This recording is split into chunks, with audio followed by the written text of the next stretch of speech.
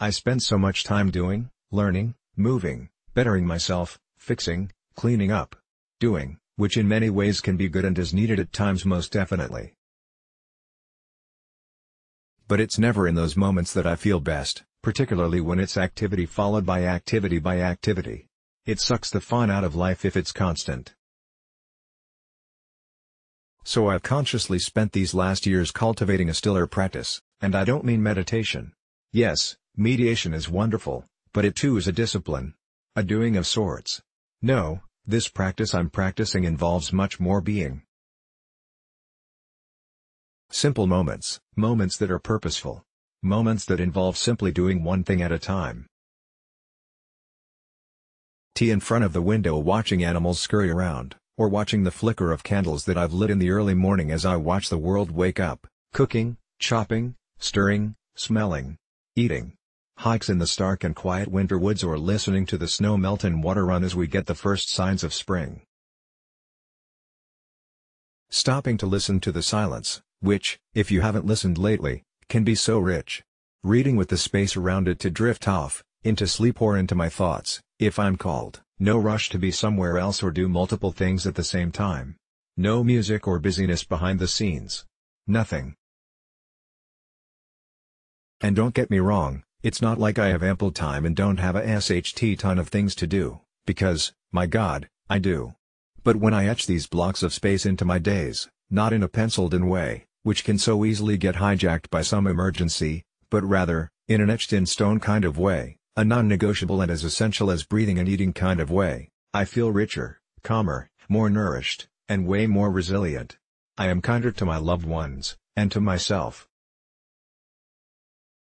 I am more patient in the car, in a line, or with the sharpness of others who are perhaps pushed beyond their capacity by the pace that has determined so much of our world. It might not be common or might not seem possible given the pace of this harried and hectic modern life, but I can tell you when people ask me what my plans are for a weekend or day or the next hour and I say nothing, it makes my soul sing and my cells breathe the most massive sigh of relief. In traditional Chinese medicine, we call this the yin, the more passive, restful, feminine, and restorative side of the yin-yang balance that makes up life. Yang energy, the active, pushing, productive, more masculine doing that dictates so much of our modern world, has no problem being fed in our day-to-day life. We do really well. We are constantly rushing, moving, achieving, working, exercising, driving, eating, consuming. And I'm not saying these things are bad, but when we are constantly expending energy outward and we don't take the time to stop, rest, and bring our energy back inside, we burn out. It's simply not sustainable. So many clients come in to see me and report feeling lazy or depressed when they're not as productive as they think they should be. Somehow we've been fed the message that in order to be worthy, we need to produce, to achieve, to do. We've lost touch with the magic and gifts of rest, of quiet, of this non-doing. Not only does non-doing give us a chance to catch our mental and physical breath, there are multiple studies that show how it helps our bodies recover, adrenals replenish, helps our mood, our sleep, our digestion, and, one of the most important in my book, helps us reconnect to our deeper self in our inner world, the place where our wisdom lies and our spirit speaks. Non-doing allows us to reconnect with that deep inner knowing and voice that is unique to each person.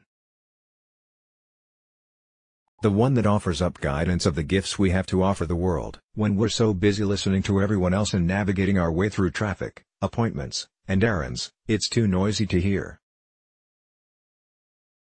It might seem intimidating or unrealistic at first glance, but don't be tricked. Non-doing can actually be easy to incorporate into everyday life. A simple tea or coffee in the morning without any media or multitasking. A 15-minute break to simply sit outside or by a window and observe nature or life bustling by. Lying down for 15 minutes and listening, simply listening, to a soothing piece of music.